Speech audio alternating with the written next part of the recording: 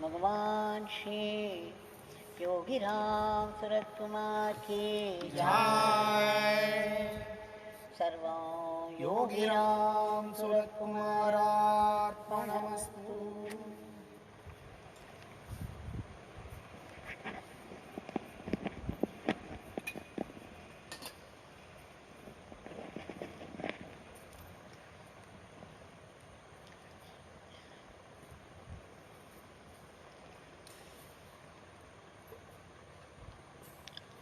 We shall offer our grateful pranams to Bhagwan for this one more golden opportunity to be able to sing his name together with all the people who participate right in the powerful shrine of Bhagwan. It's a great gift of praise.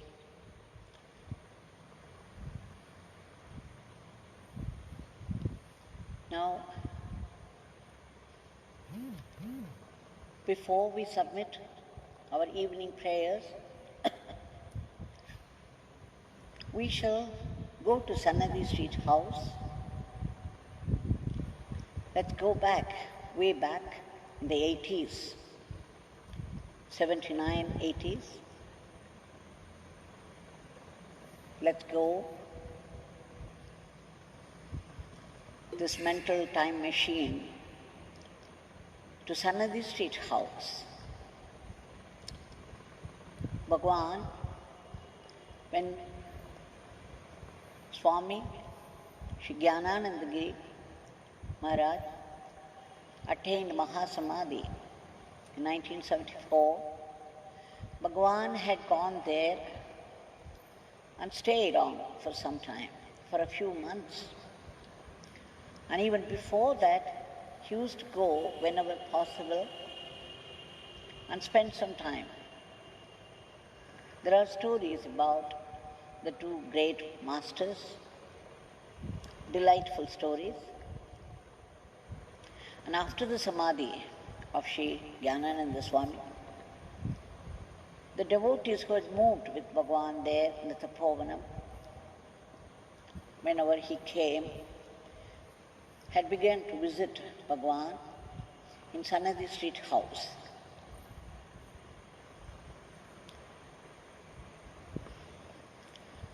One Swami Tejomayananda, a disciple of Swami Shivananda of Rishikesh, came in 1979 when Bhagwan asked him how he came to know about, in his language, this dirty beggar. Shri.Swami Tejomayananda said that Shri Venkataramani Guruji of Arkuda, Chennai, many people know about him. Shri Ramani Guruji is an RD reader. It's a very fascinating story, what happened to him. Shri Guruji, Ramani Guruji, and his wife, Saroja Amma, they were working in Nachiyar Kovil near Kumbakonam. After that, they shifted to Sikkim, the northern end of India, the northeast, and worked there as teachers for 2 years. When the Indo-China War broke out, he had to shift to Delhi in search for a job there. Much as he tried again and again, it was in vain. He could not find a job. And then he felt he could visit Uttarkashi from Delhi. So Shri.Swami Guruji was going towards Uttarkashi. On the way, he got down at one place. It's all very strange how he took the journey to Uttarkashi and how he got down on the way. A coolie appeared there and offered to take him to Uttarkashi by a shorter route. So he agreed, and the two of them landed in an ashram. And what was more, the Sadhu of that ashram came out to welcome Shri.Swami Guruji, called him by name. "Oh, Ramani, you have come. I have been waiting for you." "All right, come in." And then the Sadhu took him in, and he made Shri.Swami Guruji, at that time Shri.Swami Ji, stay on for 4 months. He taught him astrology and then gave him some Palymra leaves, which we call nadi leaves. The Palymra leaves, it's a great surprise. From 5,000, 10,000 years ago, the great rishis of the yore had written forecasts of lives of millions of people. How would they know? But it's all there. Individual lives. What would happen in 2020 at such and such time to a particular individual? Sometimes the names of the individual, their relatives, and the major events of life, they also get mentioned. It's a great surprise. And of course it goes to say how these rishis were seers and they knew things. Now, the Sadhuji gave the Palymra leaves which he had collected from, he said they had come from Mount Meru. They say this Mount Meru is situated a subtle mountain is a little above Kailash, above the North Pole, they say. They had all come from Mount Meru. And then what was more, he gave the Palymra leaves of Sri Kakabhujanda Maharishi, a great seer of the yore who had the body of a crow, a great devotee of Rama, Sri Rama and Ramayana. And then he said, now you go out, you go back to your place in Chennai and start serving the humanity without expecting anything in return. You serve the people through these nadis, through these palm leaves. And what is more, when you begin to read, I will be in your body.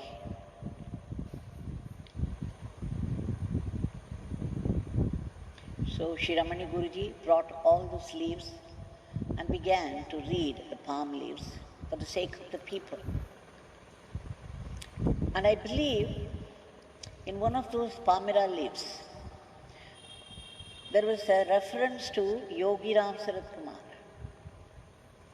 a Siddha Purusha coming all the way from the north to bless the people of the south. And when Shri Tejomayananda Swami, who had for next 5 years, he could not have darshan of Yogi Ramsuratkumar. It was only in 1979 he was able to visit. And that's when he narrated the whole story of this. So you see how these ancient rishis knew everything about everyone, and their forecasts were also registered in those palm leaves. So everything is happening as per the divine plan. It's all preordained. This is what we come to understand. Such and such events would take place in such and such lives. That Yogi Ramsuratkumar would come from the north to enrich the lives of thousands of devotees.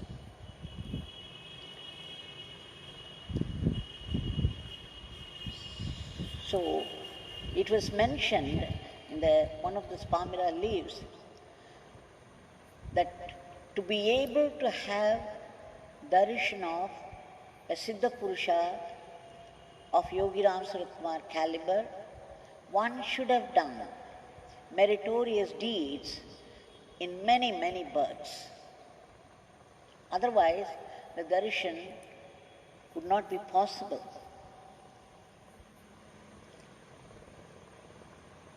So this is what Shri Tejomayananda said to Bhagwan. So Bhagwan in those days had talked much to those people, and whenever the conversation occurred, we see him quoting widely from Tulsidas, Swami Vivekananda, Kabir, and others.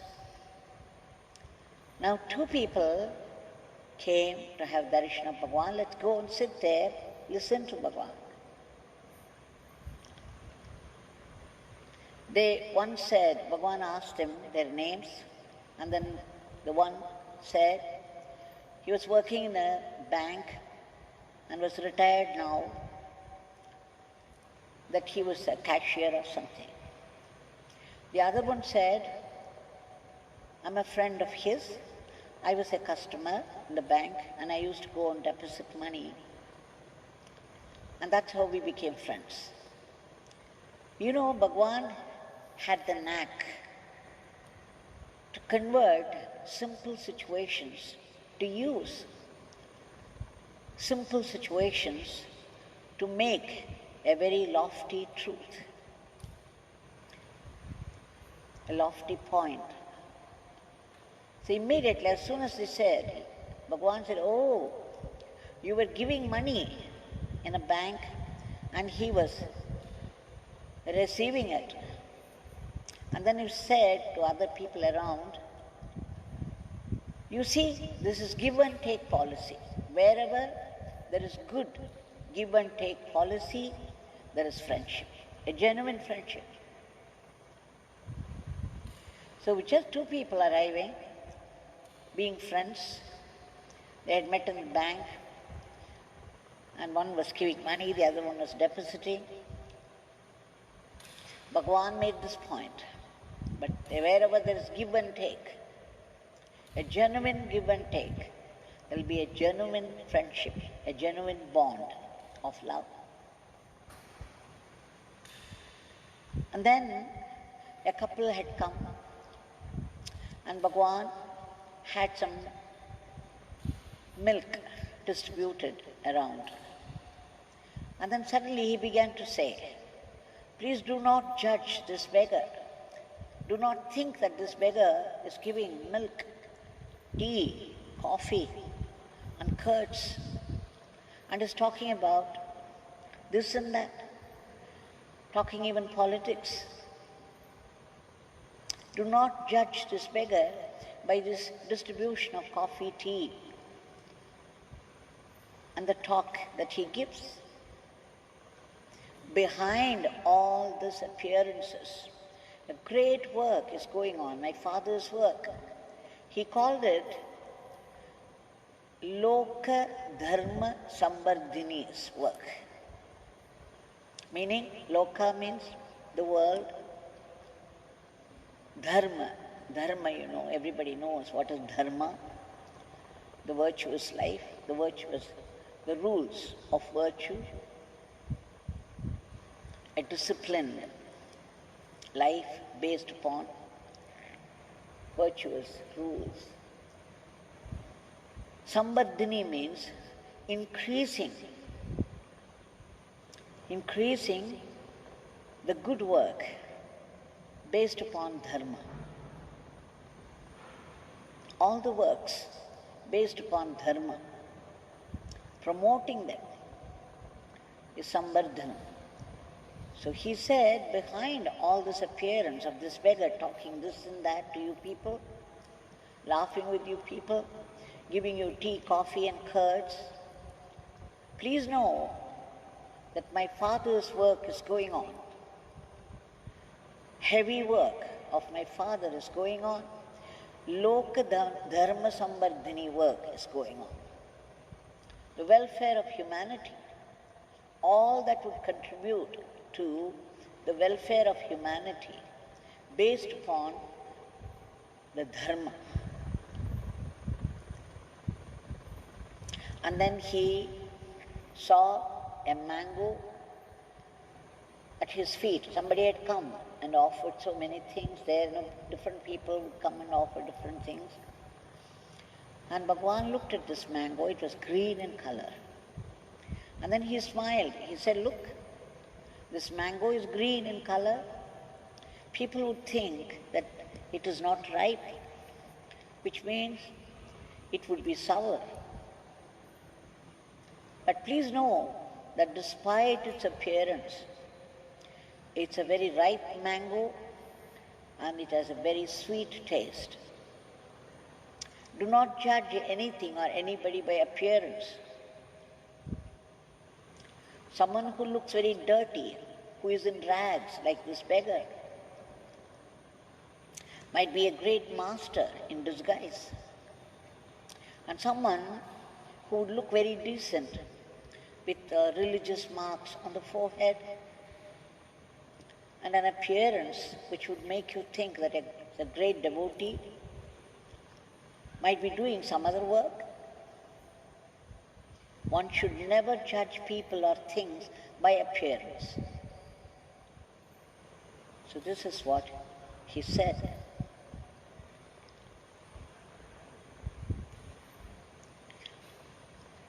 And then, a little time later, a devotee had come from Bangalore. And this devotee said, Swamiji, I have 2 questions to ask you. I have come for clarification. Bhagwan started to laugh. He laughed and said, you have come to this dirty beggar for clarification. What does this beggar know? Oh, this beggar knows nothing. He often used to describe himself, oh, this beggar is crazy, lazy, very bad, very mad. So now he just played along. He gave this kind of description of himself and said, oh, this beggar knows nothing. And what is more, you are going to ask doubts. This beggar has many doubts himself. He could not find answers. How can he answer your doubts? But then the visitor said, unmoved, very determined, he said, Swamiji, I know you are a great master. You are a Mahatma. And I have come all the way to get clarification. And I want it only from you. Again, Bhagwan tried to discourage him. He said, look, you are very well educated. And if you have doubts, you read Jai Krishnamurti. You will get all the answers that you want. A dirty beggar like this, what would he know?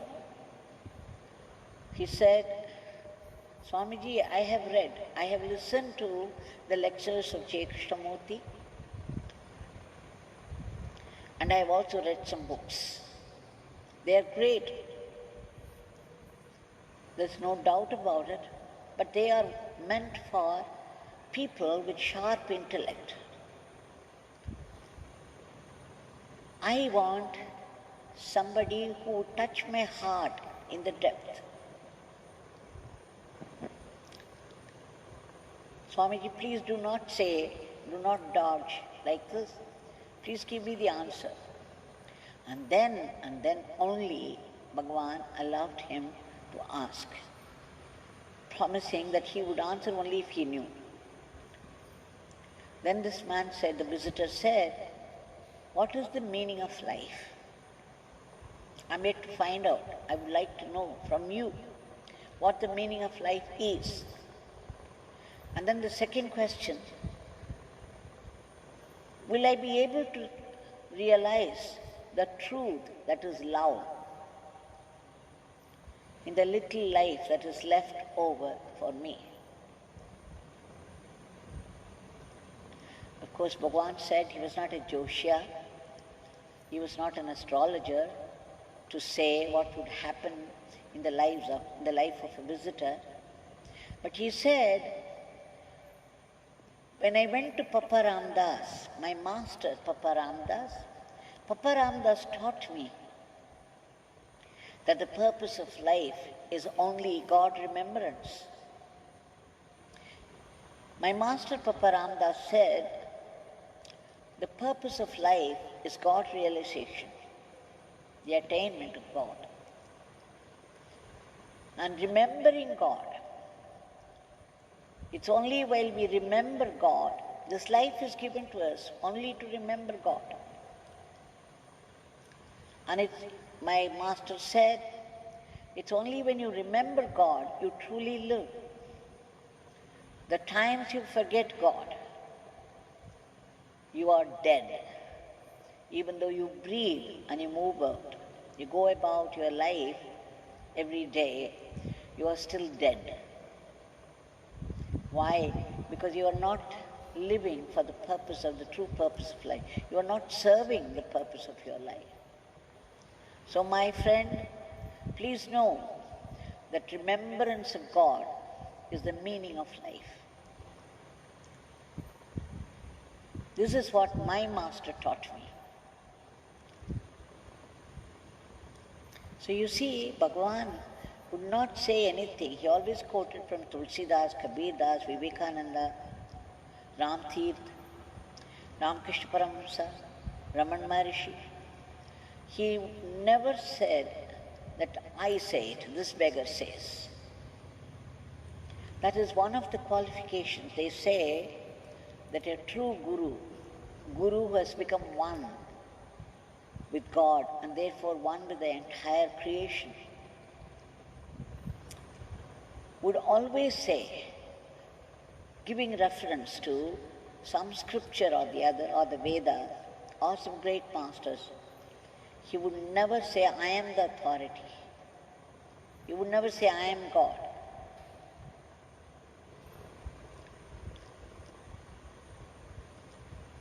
Of course, he would be one with God, but he knows the people. It all depends upon the kind of visitors who would come.